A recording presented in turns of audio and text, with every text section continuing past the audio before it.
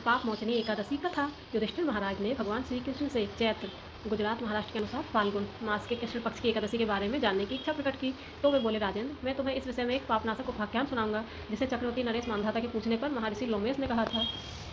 मानधाता ने पूछा, भगवान, मैं लोगों के हित की इच्छा से यह सुनना चाहता हूँ कि चैत्र मास की कृष्ण पक्ष में किस नाम की एकादशी होती है, उसकी क्या विधि है तथा उससे किस फल की प्राप्ति होती है, कृपया ये सब बताएं मुझे। लोमेश जी ने कहा, नरश्रेष्ठ, पूर्व काल की बात है। अप्सराओं से सेवित चैत्र रथ नामक वन में, जहाँ गंधर्वों की कन्याएं अपने किंकरों के साथ बाजे बजाते हुए विहार करती हैं, मंजू घोषा नामक अप्सरा मुनिवर मेधावी को मोहित करने के लिए गई। वे महर्षि चैत्ररथ वन में रहकर ब्रह्मचर्य का पालन करते थे। मंजू घोषा मुनि के भय से आश्रम से एक कोस दूर ही ठहर गई और सुंदर ढंग से वीणा बजाते हुए मधुर गीत गाने लगी। मुनि श्रेष्ठ मेधावी घूमते हुए उधर जा निकले और उस सुंदर अप्सरा को इस प्रकार गान करते देख बरबसी मोह के वसीभूत हो गए। मुनि की ऐसी अवस्था देख मंजू घोषा उनके समीप आई और वीणा नीचे रखकर उनका आलिंगन करने लगी। मेधावी भी उसके साथ रमण करने लगे। रात और दिन का भी उन्हें भान न रहा। इस प्रकार उन्हें बहुत दिन व्यतीत हो गए। मंजू घोषा देवलोक में जाने को तैयार हुई। जाते समय उसने मुनि श्रेष्ठ मेधावी से कहा, ब्राह्मण, अब मुझे अपने देश जाने की आज्ञा दीजिए।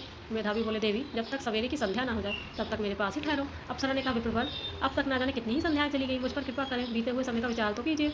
लोमेश जी ने कहा, राजन, अप्सरा की बात सुनकर मेधावी चकित हो गए। उसका हिसाब लगाया तो मालूम हुआ कि उसके साथ रहते हुए उन्हें 57 वर्ष हो गए। उसे अपनी तपस्या का विनाश करने वाली जानकर मुनि को उस पर बड़ा क्रोध आया। उन्होंने साप देते हुए कहा, पापिनी, तू पिशाची हो जा। मुनि के साप से दग्ध होकर वह विनय से नतमस्तक हो बोली, विप्रवर, मेरे साप का उद्धार कीजिए। 7 वाक्य बोलने या 7 पद 7 चलने मात्र से ही सत्पुरुषों के साथ मैत्री हो जाती है। हे ब्राह्मण, मैं तो आपके साथ अनेक वर्ष व्यतीत किए हैं, अतः स्वामी मुझ पर कृपा कीजिए। मुनि बोले, भद्रे, क्या करूं, तुमने मेरी बहुत बड़ी तपस्या नष्ट कर डाली है। फिर भी सुनो, चैत्र कृष्ण पक्ष में जो एकादशी आती है उसका नाम है पाप मोचनी। वह साप से उद्धार करने वाली तथा सब पापों का क्षय करने वाली है। सुंदरी, उसी का व्रत करने पर तुम्हारी पिशाचता दूर होगी। ऐसा कहकर मेधावी अपने पिता मुनिवर च्यवन के आश्रम पर गए। उन्हें आया देख च्यवन ने पूछा, बेटा, यह क्या किया, तुमने तो अपने पुण्य का नाश कर डाला। मेधावी बोले, पिताजी, मैंने अप्सरा के साथ रमण करने का ही पातक किया। अब आप ही बताइए, कोई ऐसा प्रायश्चित बताइए जिससे पातक का नाश हो। चैत्र कृष्ण पक्ष में जो पाप मोचनी एकादशी आती है उसका व्रत करने पर पाप राशि का विनाश हो जाएगा। पिता का यह कथन सुनकर मेधावी ने उस व्रत का अनुष्ठान किया।